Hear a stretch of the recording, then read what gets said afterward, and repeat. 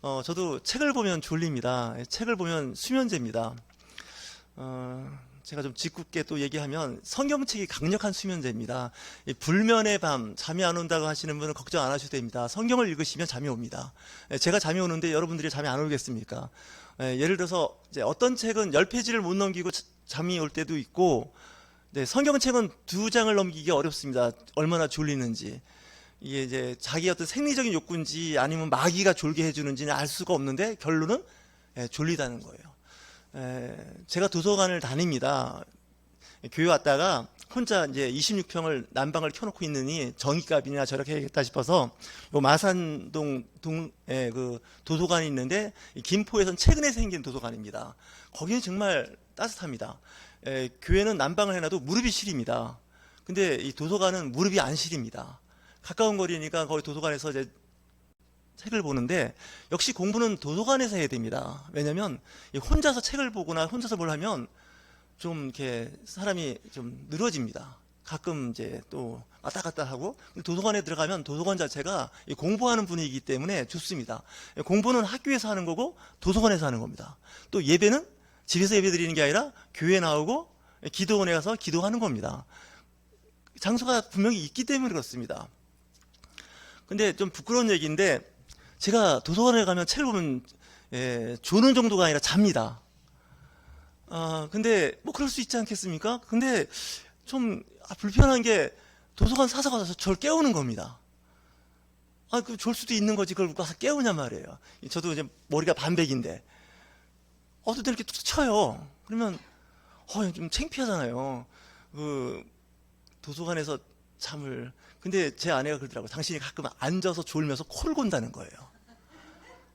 그러니까 도서관에서는 졸 수가 있는데 그렇지 않습니까? 깜빡깜빡 졸 수도 있고, 심한 경우는 이제 책상에 엎드려 잘 수도 있어요. 근데 도서관에서 이렇게 보면 엎드려 자는 사람이 없습니다. 왜냐면 도서관에 사서가 그걸 가만두질 않습니다. 와서 이렇게 합니다. 이럽니다. 옆자리 와서 화들짝 놀라는 거 아닙니까? 그리고 창피해서 그 사서들 얼굴 보기가 어려워서 당분간 그 도서관 안 갑니다. 도서관의 직원들이 이제 순환 근무를 하기 때문에 그러는데, 그때는 제가 살고 있는 고촌에 있는 고촌 도서관을 갑니다. 참고로 마산 도서관은 월요일이 쉬는 날이고 고촌 도서관은 금요일이 쉬는 날입니다. 그래서 그걸 잘 알아서 이제 다니는데, 제가 왜 이런 얘기를 하냐면, 사람이 살다 보면 정말 안 하고 싶은데 할 수 없이 그런 경우가 있게 됩니다. 그리고 또 도서관에 가면 또 핸드폰을 갖고 들어가지 않습니까? 핸드폰을 갖고 들어가면 가끔 이게 전화가 오는 거예요. 그러니까 순간 무음으로 해놨거나 진동으로 해야 되는데 핸드폰이 울리는 거예요. 그럼 사람들이 다 쳐다보는 거예요. 그리고 또 유튜브 같은 걸 또 도서관에서 잠깐 켜보면 소리를 안 줄여놔서 갑자기 소리가 크게 나는 거예요. 그럼 사람들이 쳐다보잖아요. 조심스러운 게, 나이가 좀 어느 정도 있는 사람이 도서관에서 자꾸 그렇게 자꾸 사람 집중력을 떨어뜨린다는 게 결코 좋아 보이진 않아요. 지하철 타보면, 지하철 이렇게 앉아서 갈 때 보면 10명에 8명 정도는 스마트폰을 만지고 있습니다.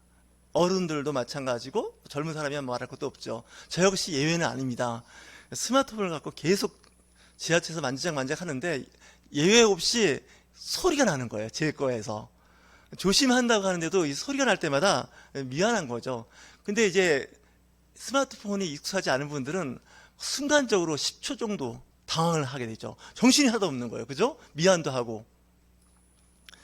저는 그래서 이런 생각을 해봅니다. 졸릴 때는, 전에 학생 때는 바늘을 갖고 다녔습니다. 그래서 바늘을 찔렀습니다. 졸음을 내쫓는 방법 중 하나가 허벅지를 바늘로 찌르면, 그래서 제 친구 하나는 정말 보여주더라고요. 고등학생 때 바늘구멍이 있더라고요. 그래서 이렇게 그 바늘구멍이 같은 게 있냐 그랬더니 자기는 졸리면 바늘을 찌른다는 거예요. 꼬집는 정도가 아니라 찌른다고 해서 정말 독하다. 너는 진짜 크게 될 것 같다 했더니 진짜 그 친구는 지금 잘 나가고 있습니다. 그러니까 뭔가 집중할 때는 진짜 집중을 해야 됩니다. 집중하지 못하면 되는 일이 없습니다. 그래서 혹시 예배 시간에 잘 안 되시는 분들은 비장한 각오를 갖고 계셔서 좀 큰 대바늘을 갖고 오셔서 푹 찌르시면, 물론 소독을 하고 들어오시면 좋습니다. 근데 그게 왜 그러냐면, 한번 이렇게 습관이 되면 못 고칩니다. 저도 마찬가지인데, 저는 막 꼬집습니다. 정말 막 졸리고 힘들 때 막 꼬집는데, 너무너무 졸리면 힘듭니다. 특히 운전할 때 졸음이 온다는 건 정말 비극입니다. 술 마시고 운전하는 것보다 더 위험한 게 졸음 운전이라고 합니다. 졸음 운전. 그러니까 하나님 앞에 우리가 예배를 드린다 할 때도 좀 이렇게 집중하는 게 참 중요합니다. 영과 진리로 예배한다 했는데 그건 뭐냐면 집중이거든요. 몸과 마음을 다 드려야 되는데 드리는지 말든지 뭐 이렇게 하면 안 됩니다. 고등학교 3년을 똑같이 공부를 해도 나중에 졸업할 때 성적이 좋은 사람이 있고 나쁜 사람이 있습니다. 3년 동안 열심히 했음에도 불구하고 다 다른 거는 제가 보기에는 공부는 집중입니다. 집중. 물론 지능의 한계도 있겠죠. 자, 오늘 말씀, 야곱이 지금 어디론가 가고 있습니다. 가고 있는데 사고를 하나 쳤습니다. 야곱이 야반도주 하는 겁니다. 첫 번째 야반도주가 형과 아버지와 형을 속이고, 이제 아버지는 할 수 없다 생각하는데 형은 가만히 안 있습니다. 형은 야곱 죽이려고 하는 겁니다. 그렇게 되면 문제가 커지는 거죠. 마치 창세기에 나오는 아담과 하와의 아들이 있었는데, 가인과 아벨이 있었는데 가인이 아벨을 죽였죠. 돌로 쳐 죽였습니다. 최초의 살인사건이 아담과 하와의 아들 사이에서 일어났습니다. 근데 그런 상태가 똑같이 또 일어나는 겁니다. 형제 간의 다툼이 있는데 지금도 똑같습니다. 형제 간의 다툼이 있다는 얘기는 뭔가 있기 때문에 그렇습니다. 왜냐? 아버지의 유산이 있는 거예요. 이삭 아버지의 유산이 있는데 그 유산이 장자가 기득권이 돼서 많이 받게 돼 있는 거예요. 거의 다 받는 거예요. 그 당시는. 근데 동생 야곱이 형 거를 갖고 싶은 거예요. 탈취하고 싶은 거예요. 그래서 꾀를 내서 아버지의 축복권이라고 하죠. 재산을 강탈한 거나 마찬가지예요. 우리는 그냥 머리에 얹고 안수기도 한다 하는 것에서 그냥 끝나는데 사실은 아버지의 재산을 동생이 가져가 버린 거예요. 그럼 그 형이 가만히 있겠습니까?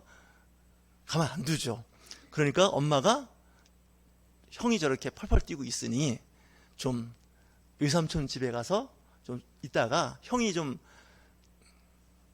분노가 가라앉으면 그때 와라. 너 형 알잖아. 단순 무식. 그리고 뒤끝이 또 없어. 그냥 오래 가지 않아. 그런 상태였거든요. 그러니까 즉흥적인 성격이니까 갔다 와라 했는데 이번은 그렇지가 않아요. 형이 보통 작정을 한 게 아니에요. 사사건건 동생이 자기를 태클을 걸면서 속이고 진짜 핵심적인 걸 탈취해 가는데 정말 가만둘 수가 없는 거죠. 그때 이제 야곱이 갑니다. 하란이라는 곳인데 부엘세바에서 하란까지의 거리가 지금 직선거리로 해도 800km에서 900km입니다. 어느 정도 거리냐면 서울서 부산 찍고 부산서 서울까지 걸어올 수 있는 거리입니다. 그 정도면 굉장히 먼 거리입니다. 그 당시는 지금처럼 교통이 발달되지 않은 상태니까 걸어가는 겁니다. 근데 이제 학자들의 말하면 한 달 정도 걸린다. 800km 정도를 걸어가려면 한 30일을 걸어가야 된다는 거죠. 그러니까 이제 음식 같은 걸 준비했을 거예요. 그죠? 한 달 정도 갈 거리를 준비했는데, 근데 오늘 나오는 거리가, 위치가 어디냐면 베델이거든요. 원래 루스라고 하는 지역 이름을 나중에 지명을 바꿉니다. 베델, 하나님의 집. 오늘 설교 말씀의 제목이 하나님의 집입니다. 루스는 빛이란 뜻입니다. 옛날 혹시 비누 중에서 럭스 비누 아십니까? 예, 그 루스가 이 럭스의 그 어원이 되는 말입니다. 빛. 빛이란 그런 지역인데 그 빛이란 지역을 베델로 바꿉니다. 예, 참고로 연세대학교에 그 교회가 하나 있는데 루스 채플입니다. 여기서는 루스 채플. 예, 베델이라는 곳, 교회 이름이 많이 있죠. 베델 교회. 하나님의 집이라는 뜻인데 이 거리는 어느 정도 되면 아버지 집에서 떠났는데 약 80km 정도 되는 거리입니다. 오늘 이 거리가. 그러니까 서울서 춘천 정도 거리예요. 그러니까 서울서 춘천 거리를 걸어갔는데 그 거리가 보통 이틀에서 3일 걸린답니다. 장정이 걸어갈 수 있는 시간이. 그래서 아버지 집에서 한 2, 3일 걸어갔는데 한 달 정도 걸어가는 건 잠을 자야 될 거 아니겠습니까? 노숙을 하는 거예요. 야영을 하는 건데 그 지역이 그다지 야영하기가 좋지 않습니다. 그 당시 들짐승들이 있습니다. 늑대들도 있고요. 그리고 전갈이 있고 독사가 있는 동네입니다. 그러니까 거기서 혼자 야영을 한다는 건 굉장히 위험한 거죠. 여튼 거기서 이제 야영을 하는데 꿈에 사다리가 보이는 겁니다. 그 사다리가 땅에서 하늘까지 닿았는데 그 꼭대기에 주님이 계셨다는 거, 하나님이 계셨다는 거죠. 그리고 천사들이 사다리 타고 오르락내리락 오르락내리락 하더라는 거예요. 그때 이 야곱이 이제 신비한 체험을 하는 거죠. 그러면서 그 목소리가 들리는 거죠. 하나님께서 뭐라고 말씀하시냐면 오늘 말씀을 보면 참 흥미롭습니다. 13절에 이런 말씀합니다. 여호와께서 그 위에 서서 이르시되, 사다리 꼭대기에 서서 하나님께서 말씀을 하시기를, 나는 여호와니 너의 조부 아브라함의 하나님이요 이삭의 하나님이라. 내가 누워 있는 땅을 내가 너와 내 자손에게 주리니. 너무 좋지 않습니까? 저도 그런 꿈 좀 꿨으면 좋겠어요. 부동산이 생긴 겁니다. 그죠? 그냥 베들레헴 땅을 너와 내 자손들에게 주겠다는 겁니다. 하나님의 축복은 일단 부동산의 축복이 있는 것 같습니다. 여러분들 부동산 부자가 됐으면 좋겠습니다. 부동산의 축복을 누리시길 주의 이름으로 축원합니다. 아멘 하신 분만 누리시기 바랍니다. 여러분들 부동산의 축복을 누리시길 주의 이름으로 축원합니다. 여전히 안 하시는 분은 그냥 안 되는 걸 하겠습니다. 정말 그렇잖아요. 하나님께서 나타나서 그렇지 않습니까? 내가 있는 누워서 잔 그 자리를 너와 내 후손에게 영원히 주겠다는 겁니다. 얼마나 큰 은혜입니까? 내가 지금 살고 있는, 전세 살고 있고 월세 살고 있는데 오늘 꿈속에서 그 집을 내가 너한테 주겠다 그러면 할렐루야 하시겠습니까? 그냥 가만히 있겠습니까? 아멘 해야 되지 않습니까? 꿈이라도, 그죠? 손해볼 거 하나도 없지 않습니까? 이제 그런 게 있어야 되는데 그건 뭐 그냥 야곱한테 하신 말씀이고 나하고 상관없지 이래버리면 성경 말씀이 내 말씀하고 분리돼 버립니다. 아무 상관없습니다. 그리고 내 자손 대대로 주겠다는 겁니다. 그 땅이 지금 이스라엘 땅입니다. 그러니까 수천 년 동안 이스라엘 그 자손들이 거기에 살고 있는 거죠. 그러면서 더 한 가지 덕이 되는 말씀이 뭐냐면, 내가 서쪽 동쪽 북쪽 남쪽으로 퍼져 나갈지며 땅의 모든 족속이 너와 내 자손으로 말미암아 복을 받으리라. 아멘 하셔야 됩니다. 다시 읽겠습니다. 그 얘기 뭐냐면, 너로 인해서 동서남북에 있는 모든 족속과 관련된 모든 사람이 너를 통해서, 너의 자손을 통해서 복을 받겠다는 겁니다. 그러니까 여러분들이 그런 역할을 하셔야 됩니다. 내가 있는 그곳 부동산을 주시겠다고 그러고, 그리고 너를 통해서 이웃에 있는 모든 사람이 복을 받겠다는 거예요. 이게 굉장히 큰 축복입니다. 이 창세기에서 나오는 그 족장시대 때 주신 축복이 엄청난 축복인 겁니다. 너를 인해서 많은 사람이 복을 받겠다는 거예요. 내가 시집 갔더니 그 시댁이 부자가 된 겁니다. 그리고 내가 그 집 사이로 갔더니 그 집이 부자가 된 겁니다. 내가 어떤 회사에 취직을 했더니 그 회사가 날로 번창하는 겁니다. 회사가. 그렇죠? 또 땅을 샀더니 땅값이 막 올라가는 거예요. 집값을 샀더니 집값이 막 올라가요. 주식을 샀더니 주식이 막 올라가요. 근데 또 친구한테 얘기했어요. 내가 그 주식 살 테니까 너도 주식 사. 했더니 같이 올라가는 거예요. 내가 이 땅을 샀는데 너도 돈 있으면 이 땅 좀 사. 그래서 샀더니 그 땅도 같이 올라가는 거예요. 이게 오늘 그 창세기 28장 13절에서 하나님께서 야곱에게 하신 말씀이 그대로 응하는 거예요. 또 이거 얘기하면 또 뭐 번영신학이다 뭐 이렇게 하는데 성경에 있어요. 이 부자가 되고 잘 되는 게. 반대로 얘기해 볼까요? 땅을 샀더니 땅값이 떨어져요. 집값을 샀더니 집값이 떨어져요.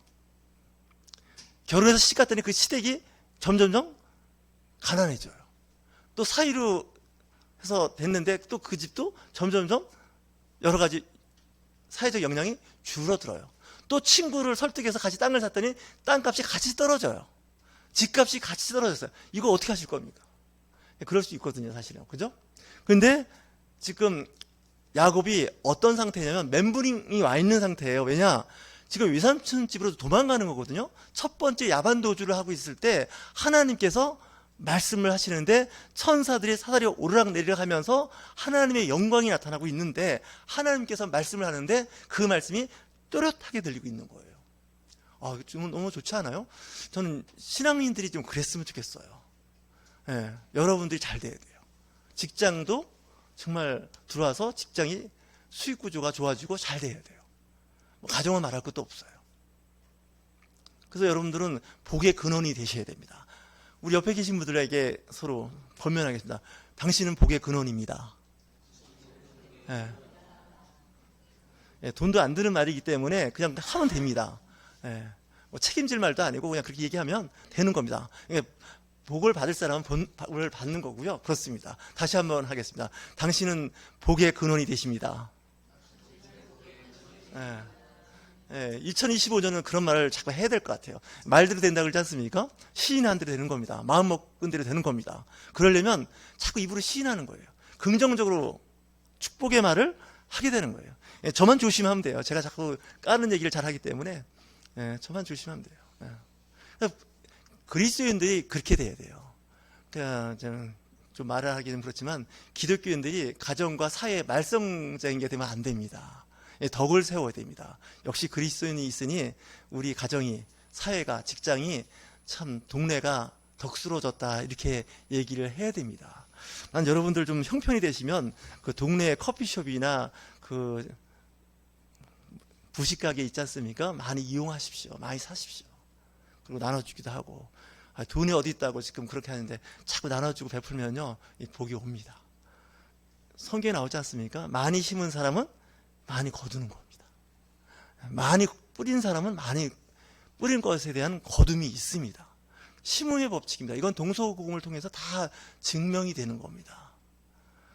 또 돈을 많이 버는 사람들은 또 많이 써요. 그죠? 많이 쓰기 때문에 또 많이 버는 거잖아요. 내 거는 안 쓰고 많이 벌겠다는 건 안 됩니다. WTO라고 해서 세계 무역기구가 있는데 요즘은 이 무역을 국가 간에 할 때도 무조건 수출만 하면 안 됩니다. 상대 국가에서 우리나라 이런 것이 있으니까 사달라고 그럽니다. 그래서 그걸 사고 팔고 그래야 되는 거지 일방적으로 내 것만 판다? 이건 안 됩니다. 그렇죠? 국가 간에도 그렇지 않습니까? 우리나라가 자동차, 뭐 조선, 반도체 많이 파는 나라인데 그걸 파니까 그냥 우리는 몰라. 그냥 당신들이 필요해서 샀으니까 우리는 안 사도 돼. 이렇게 하면 안 됩니다. 그래도 어느 정도는 좀 팔아줘야 됩니다. 그게 인지상정이라고 합니다. 인지상정. 이 대인관계에서 굉장히 중요합니다. 우리 이렇게 한번 얘기하겠습니다. 매번 밥만 얻어먹지 맙시다 하고 권면하겠습니다. 예, 한번 대놓고 얘기해요. 매번 밥만 얻어먹지 맙시다. 왜 가만히 계십니까? 이럴 때 큰 소리를 내서 매번 밥만 얻어먹지 맙시다. 이 복받게 좀 처신을 해야 돼요. 예, 또 한 번 더 짓궂게 얘기하겠습니다. 맨날 커피만 얻어먹지 맙시다.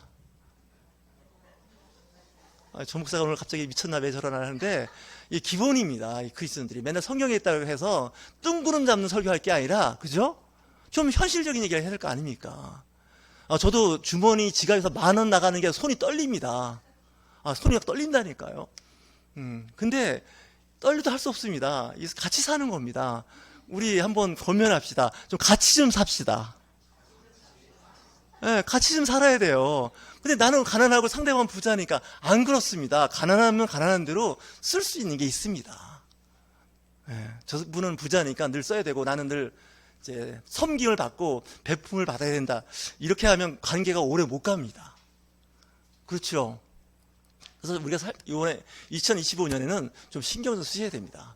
사실 하나님께서 이렇게 약속하실 때는 너만 잘 먹고 잘 살으라는 얘기가 아닙니다. 그죠? 이 땅 주고 너가 분명히 이제 잘 될 거다 이런 거예요. 아브라함한테 약속한 거, 이삭한테 약속한 거, 너한테 약속한 것이 잘 될 텐데 내 자손이 밤하늘의 별처럼, 그죠? 바닷가의 모래처럼 셀 수 없이 많아질 텐데 이게 일단 자손에 대한 축복을 받은 겁니다.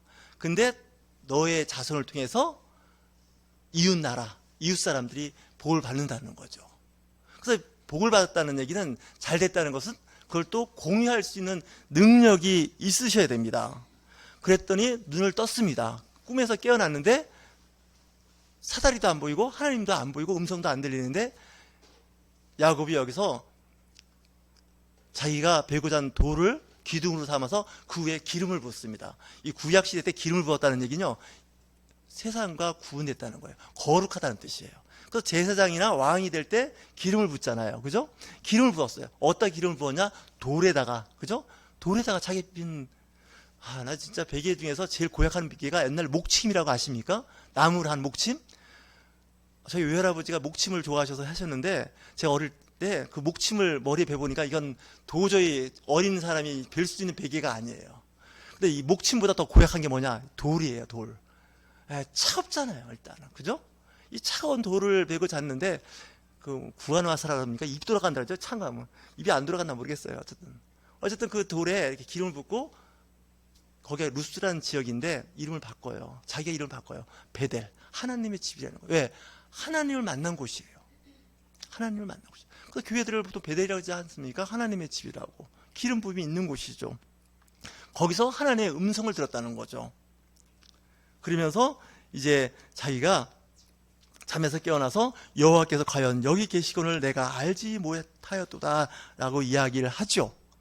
사실 하나님은 어디나 다 계신 거죠. 자기가 거기서 잠자리에 있을 때까지만 해도 그냥 광야였어요. 전갈이 이렇게 기어다니고 뱀도 있고 뭐 늑대 우는 소리도 들렸을 거예요. 광야니까. 근데 그곳에 하나님께서 계시면서 내가 너와 함께 하겠다는 거예요. 이게 참 큰 축복이에요. 임마누엘이죠. 어느 정도냐? 내가 이 세상 끝날까지 계속 너를 보겠다는 거죠. 사실 야반도주 할 때는 좀 죽을 맛이거든요. 사실 외삼촌 집으로 가긴 가지만 외삼촌이 사실 자기를 좋아할까? 이런 생각도 들고 또 이런 생각도 있을 거예요. 외삼촌 성격을 내가 듣자 하니 경험 안 해봤어도 외삼촌이 보통 사람이 아니라는 거죠. 왜 그런 생각 들잖아요. 친인척이라 하더라도 좀 그런 경험이 있어요. 힘들고 어려울 때 하나님께서 만나주시다는 거죠. 꿈속에서 만나주는 거죠. 제가 한번 설교할 때 이런 얘기를 했을 거예요. 야곱이 3번 야반도주를 했습니다. 인생에서. 혹시 여러분들 인생에서 야반도주 한 번 이상 해보신 분 손 좀 들어보세요. 야반도주. 야반도주가 무슨 뜻인지 모르십니까? 남몰래 그냥 도망간 겁니다. 야반도주라고 하니까 이 밤에 몰래 도망갔다고 생각하는데 그런 뜻은 아니고요. 물론 이제 밤에 몰래 가죠. 저도 한두 번은 해본 것 같습니다. 야반도주를 해봤는데 어쨌든 이게 기분이 좋을 리가 없어요. 좋을 리는 없는데 야곱이 그런 상태에 있을 때죠. 근데 힘들고 어려울 때마다 꿈속에서 하나님께서 나타나시죠. 두 번째는 라반 집에서 가족들, 자녀들하고 같이 나오다가 외삼촌이 추격을 하죠. 추격할 때 어때요? 기분 좋게 추격한 게 아니에요. 넌 잡히면 넌 죽었다. 이거예요. 그때 하루 전날 꿈속에서 외삼촌 꿈속에 나타나죠. 하나님께서 그 생명을 터치하지 말라는 거예요. 그 라반이 그 외삼촌이죠. 도망가다 이제 추적해가지고 추격을 당한 거죠. 내가 너 정말 죽이고 싶었는데 너 죽이고 내 딸과 손주들 다 데리고 가려고 했는데 어제 꿈속에서 그의 생명을 손대지 말라고 했다는 거예요. 그래서 내가 너 안 죽인다. 이런 부분이 나와요. 창세기에. 그리고 또 한 번은 이제 본인이 사고 친 게 아니라 그 아들들이 세겜 족속을 다 전멸시켜요. 여동생이 강간당했다고 해서 복수국을 벌려요. 그래갖고 또 급하게 도망가요. 야곱이. 그때도 하나님께서 개입하셨는데 꿈에 개입한 게 아니라 그들에게 어떤 마음을 주냐 하면 그 야곱과 그 가족들을 그러니까 바라볼 때 두려운 마음을 줬다는 거예요. 무서운 마음을 줬다는 거예요. 그러니까 추격하지 않았다는 거예요. 이게 하나님의 은혜 아닙니까? 야곱이 똑똑하고 잘나고 뭐 잘해서가 아니라 사고치고 사고치는 거예요. 보니까 그럼에도 불구하고 하나님께서 그를 사랑하셔서 하늘의 천사들로 보호하더라는 거예요. 꿈속에. 그리고 그들의 마음에 무서운 마음을 주더라는 거예요. 군대에서 전쟁을 하려면 이 무서움의 마음, 사기가 없으면 전쟁 못합니다. 사기가 없는 거죠. 오늘 말씀을 잘 묵상해 보시면 너무너무 정말 우리에게 은혜가 되는 말씀들이에요. 내가 가진 거 아무것도 없어요. 빈몸으로 도망가는 거죠. 너무 힘들어요.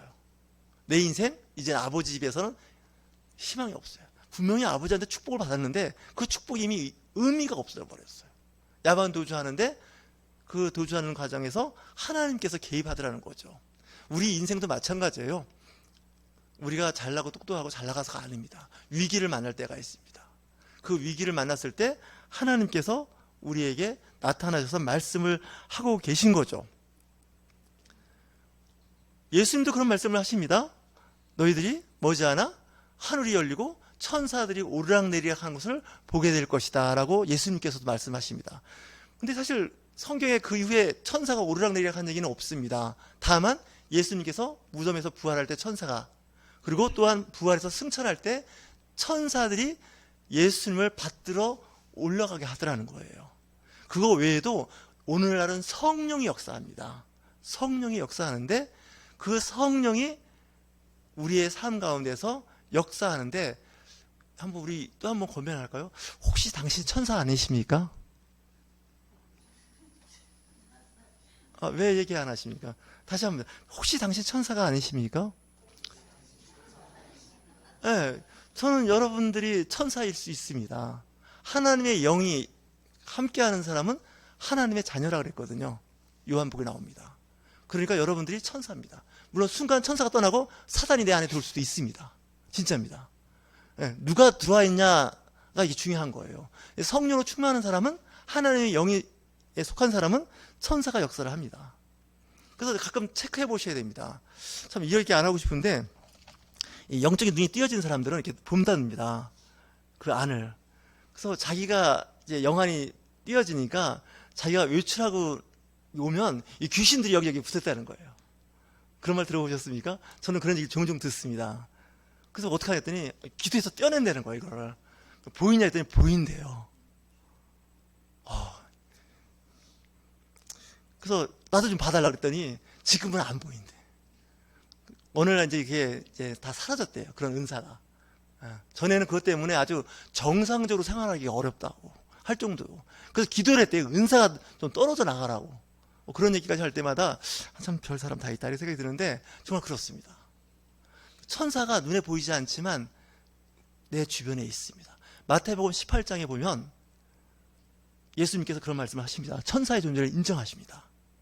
지극히 작은 소자에게 홀대하지 말라는 거예요. 그를 지키고 있는 천사가 날마다 하나님의 얼굴을 뵙는다는 거예요. 그럼 어떻게 합니까? 그래서 사람이 태어나면, 아기가 태어나면 그 수호 천사들이 여러 붙는데요. 전설 같은 이야기인데 저는 근데 그 말을 믿고 싶어요. 왜냐? 이 악한 영들이 애들을 공격하거든요. 어른만 공격하는 게 아니라 어린이를 공격을 해요. 그래서 어린이가 있으면 기도해 주셔야 돼요. 자꾸 손을 꼭 기도해 주시고. 네. 악한 영들이 역사하거든요.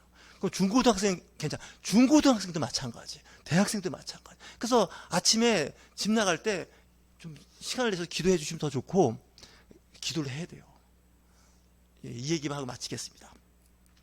제가 고촌읍에 살고 있는데 고촌에 좀 큰 교회 목사님이 사석에서 그런 얘기를 하시더라고요. 자기가 신학대학원 다닐 때 귀신 들린 자매가 하나 있었대요. 신학대학원에 학생으로. 기분 나쁘지만 순복음교회의 자매라고 그러더라고요. 저를 쳐다보면서. 그래서 어떻게 하셨냐 했더니 그 자매를 가운데 놓고 그 신학생들이 동그랗게 앉아갖고 축사하는 거죠. 귀신 추천하는 그 기도를 했다는 거예요. 근데 그 자매가 자기를 보더니 자기를 좋아해서 막 따라다니더라는 거예요. 자기는 관심 없는데 자기를 보더니 이렇게 하더라는 거예요. 당신의 아버지가 당신을 위해서 기도 많이 하고 있다고 그 말을 하더라는 거예요. 난 그 말 믿고 싶더라고요. 그분은 아버지가 목사님이었거든요. 들어가셨지만 당신을 위해서 기도 많이 하고 있다고. 귀신이 귀신같이 맞추는 거예요. 또 그랬다고 예배 끝나고 어디 용한 데 가지 마시고 어디 가면 용한 데. 그 영적 세계가 눈이 열리면 봐요. 정말 이렇게. 저도 이제 가끔 보는데 말을 잘 안 합니다. 진짜 보입니다. 이렇게 봐요. 조심하십시오. 조심하십시오. 그러니까 이 기도를 많이 하는 형제나 자매는 귀신들이 가까이 안 가요. 기도의 능력이 있어서 천사가 움직이니까. 그죠? 하나님의 성령이 움직인다니까요. 근데 기도 안 하죠? 난 예수 믿어. 기도 안 하죠? 어려움 당할 수 있습니다. 그래서 기도하는 사람을 제일 무서워하는 게 누구냐? 마귀예요. 마귀는 기도하는 사람을 무서워요. 예배하는 자를 무서워요. 왜냐? 하나님의 성령이 그와 함께하고 있기 때문에 그래요. 그래서 성령이 하나님의 영이 떠났을 때 비극적인 종말을 맞이했던 왕이 있는데 사울왕입니다. 사울왕이 하나님 앞에 계속 불순종하는 거예요. 계속 어깃장 놓는 거예요. 그러니까 성경에 뭐라고 되어 있냐면 하나님의 영이 사울왕을 떠났다는 거예요. 사울왕이 이제 하나님의 영이 떠나니까 그러면 보통 사람처럼 될 것 같으죠? 안 그래요. 그 틈을 타고 뭐가 들어왔냐면 악신이 들어왔다는 거예요. 성경에 나옵니다. 악한 영이 들어와서 그를 괴롭히기 시작했다는 거예요. 미친 거예요. 왕이 미쳤어요. 왕이. 그래갖고 왕이 미치니까 어떻게 해요? 신하들이 수금을 잘 타는, 악기를 잘 타는 소년 하나를 데려다 놓고 수금을 타니까 그때 악한 악귀가 나가더라는 거예요. 제가 이거 꾸며낸 얘기 아니라 성경에 나오는 얘기예요. 그러니까 그 소년을 계속 데려다가 사울왕은 음악을 듣는 거예요. 왜? 찬양을 들으면요, 음악을 들으면 귀신이 나가거든. 못 듣거든요. 귀신이 떠나게 하는 방법이 여러 가지예요. 기도하고 찬양하고 말씀을 보고요, 경건한 생활을 하면요, 사단이 접근을 못 하는데, 그거로부터 멀어지기 시작하면 사단이 잡아갑니다. 암탉이 병아리 품고 있을 때 괜찮은데, 병아리가 쭈르륵 나가 저가 있을 때요, 독수리가 보면 어떻게 해요? 그냥 순식간에 병아리 하나를 채가지고, 저는 시골 속을 봤어요. 그래서 이 암탉이 벌써 꾹꾹해서 병아리를 막 모아요. 그러면 이렇게 막 오잖아요. 그러면 벌써 솔개 있죠? 그 시골에서는 그 말똥갈이라고 하는 거 큽니다. 그게 있다는 거예요. 그럼에도 불구하고 바깥으로 돌아다닌다? 이건 정말 죽겠다는 것과 똑같아요. 우리 인생도 마찬가지예요. 여러분 영적으로 잘 잡히셔야 돼요. 이 우리가 신앙생활 하는 건 그냥 교회 가서 예배 끝나고 그냥 식탁 교제하고 차 한잔 마시는 것 같지만 이게 다 영적인 일이에요, 사실은.